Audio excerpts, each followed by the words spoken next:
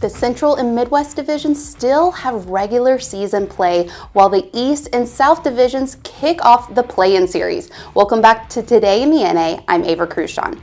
Last weekend featured 8 shutouts across the league as teams stay hungry and ready for the postseason. Let's take a closer look at some of those shutouts and dive into the series that you need to watch this weekend. Friday night was the start of a dominant weekend for Shreveport's netminder Nikola Goish. The South Division Star of the Week turned away all 32 shots in a 3-0 victory over the Corpus Christi Ice Rays. His work between the pipes was crucial for Shreveport, securing a bye in the South Division playoffs. Leading into the series, the Mudbugs were trailing the Ice Rays by 2 points in the standings. However, thanks to his ability to turn away shots, the 6'5" goaltender helped the Mudbugs pass the Ice Rays in the standings. The following night, Goish stopped 29 out of 30 shots, helping the Mudbugs to also continue their 5-game win streak. Saturday night featured the Elmira Aviators ending their season on a high note with a 2-0 shutout against the Northeast Generals. After losing 9-3 the night before in the Northeast General, Rich Ruccarito notching a hat trick, Wesley Jefferson Swint II produced his second shutout of the season with a 34-save performance. The night before, the 07 netminder allowed 6 goals before being pulled. His ability to bounce back from Friday to Saturday night helped the Aviators to close out their first season as an organization with a win. The hunt for the playoffs continues in the Central and Midwest divisions. We first take a closer look at the tight race between the Aberdeen Wings and the St. Cloud Norsemen as they battle for the last spot in the Central Division playoffs. The Wings are facing the North Iowa Bulls in a 2-game set. The squads have not seen each other since the end of 2024. On the year, Aberdeen has been victorious in 4 of the 6 matchups against the Bulls, and the Wings have been hot as of late, featuring a 7-game win streak.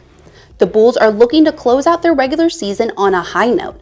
They currently have a 6-game losing streak and are looking to turn it around this weekend. However, do not count St. Cloud out of this race yet. The Norsemen are facing the Watertown Shamrocks. St. Cloud will need a weekend sweep and the Wings to fall to the Bulls for a chance at the postseason. Just like the Central Division, the Midwest features teams battling it out for the last spot in the playoffs. The Chippewa Steel, Minnesota Wilderness, and Springfield Junior Blues all have the opportunity for a postseason run. The Steel currently spotlights the easiest path to the playoffs. Chippewa has the advantage with more points than both Minnesota and Springfield. Right now, the Steel need to just win 1 game this weekend against the Anchorage Wolverines to keep their playoff fate in their own hands.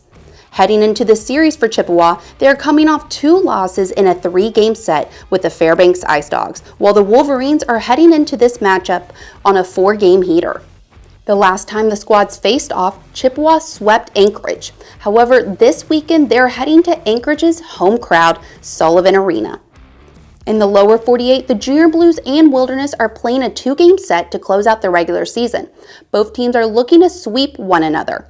In order for either team to have a chance for a playoff spot, they have to win both games and hope that Chippewa gets swept by Anchorage. The Robertson Cup play-in series kicks off this weekend, and the East and South Division are battling it out for division semifinal spots. Starting in the East, the number 6 ranked New Hampshire Mountain Kings are taking on the number 3 ranked Maine Nordiques at the Coliseum. This marks the first time in franchise history that the New Hampshire Mountain Kings are playing in a postseason matchup. The squads are split on the year, with each team winning 4 out of the 8 contests. The Mountain Kings were swept last weekend by the Nordiques, however, are looking to bounce back from those losses and continue their hunt to the Robertson Cup.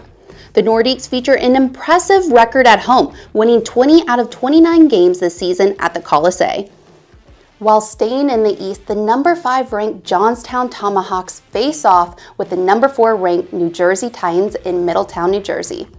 Just like the Nordiques and Mountain Kings, the Tomahawks and Titans have split the season, each winning 3 games against one another. Last time the squads played each other, New Jersey swept Johnstown at home. Also, 3 of the 4 wins that the Titans feature are wins at home, as the Tomahawks look to produce their first win at Middletown Ice World Arena since last October. This will be a tight race for the East Division semifinal spots. Down south, common foes, the New Mexico Ice Wolves and El Paso Rhinos, face off for their 5th series this season.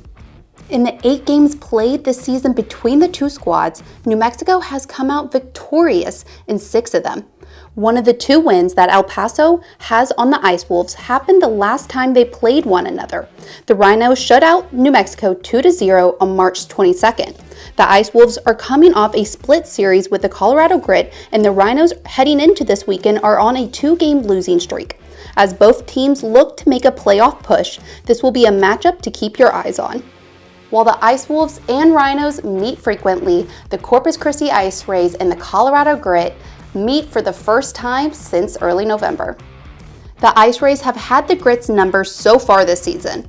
In the 4 games played, Corpus Christi has won 3 out of 4 of them. However, both teams are hungry to produce some wins because both squads feature a losing streak heading into the weekend. As the Grit look to take the win on the road at the American Bank Center, the Ice Rays are hoping to show why they are in the playoffs for the first time since 2019.